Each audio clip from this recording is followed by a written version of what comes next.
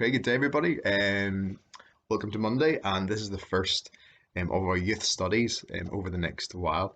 Just wanted to do a little short video every day and then post some stuff for you to read, think about, and maybe chat to others about as well, just to help us strengthen our faith during this time of not being together. So I'm using this little book, which I read quite a few years ago now, but just found really helpful.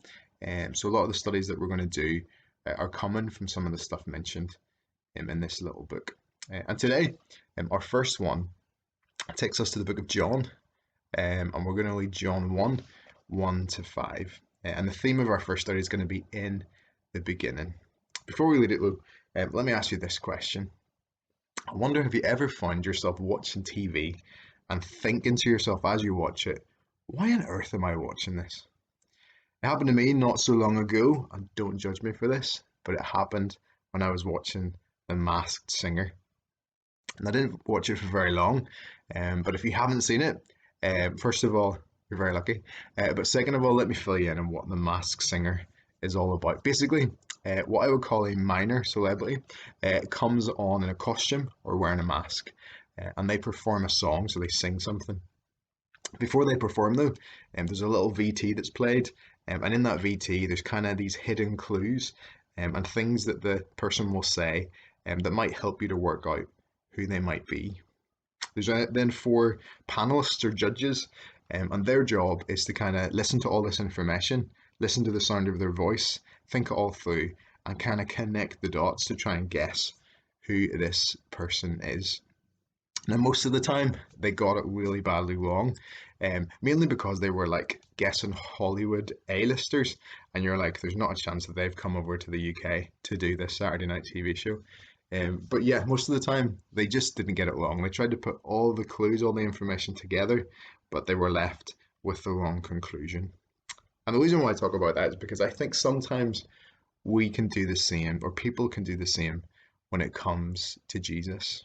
We can take the information that we have about Jesus, we can look at where he lived, who he spent time with, we can listen to the things he says and what others say about him, and we can kind of connect these dots, but often we can come to the wrong conclusion.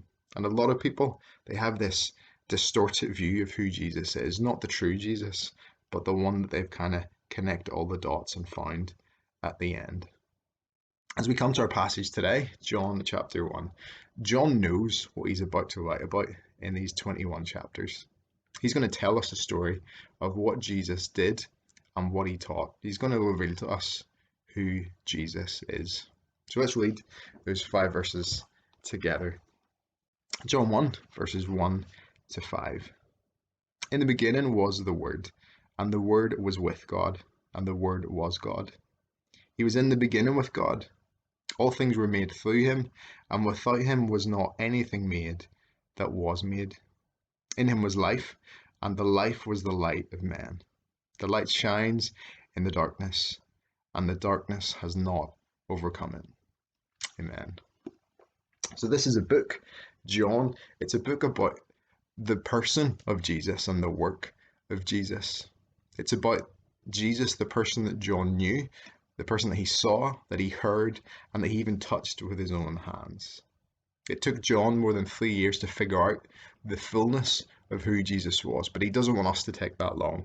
He wants us to know in just these few verses exactly who Jesus is. He wants us to have our minds clear and fixed on the truth. From the very beginning of this gospel, he wants us to see just how great, just how majestic Jesus is. John's going to help us see that Jesus isn't just some wise miracle performing teacher who amazed crowds, who cared for the poor, and who annoyed a range of authority figures. John tells us this. He says that in the beginning was the Word. Let me ask you, have you heard those words before, in the beginning? It takes us back to Genesis chapter 1, which tells us that in the beginning was God. John's doing something on purpose here. He wants us to see that just like in the beginning was God, in the beginning was the Word, Jesus is God himself. He's showing us the truth of who Jesus is. Jesus is eternal. Jesus is our creator. Jesus is God. He is the light and he wants to be the light of our lives. I don't know if you've ever got up during the night to get a glass of water or go for a pee, but then if you have, you know what it's like trying to get around the house in the dark. If you've done that before, well, then you've probably tripped or stubbed a toe or walked into a wall or something like that. In the dark, we're stumbling about, we're desperately trying to work out where we are and what's happening. But when you hit that switch, when the light goes on, suddenly you can see everything clearly. John is saying here that we're no longer in darkness. Jesus has come as the light to show us our sinfulness, but he's also come to show us who God really is and what he can do. Jesus, in his coming and working and teaching, in his dying and rising, he was the final and decisive message of God. John Piper puts it this way. He says, what God had to say to us was not only or mainly what Jesus said, but who Jesus was and what he did. The light came to show us who God is, to show us what he's like, and to defeat the darkness. Can I encourage you guys, go and read that passage again for yourself to help you think about it a little bit more. On Instagram and on Facebook, I'm going to share up some study methods that you might want to use as you read that passage. I've also got some points for prayer and some things for you to think about, some things for you to chat to others about as well. And again, that's going to be on Facebook and on Instagram. And if you want to, please do feel free to share with us what you've been thinking of, what stood out to you through that passage today. But that's us for now. I will see you again on Wednesday. Well, I won't see you, but Wednesday's word is going to come from Kirsty, and so we're looking forward to that as well. But have a great day, and I'll talk to you soon.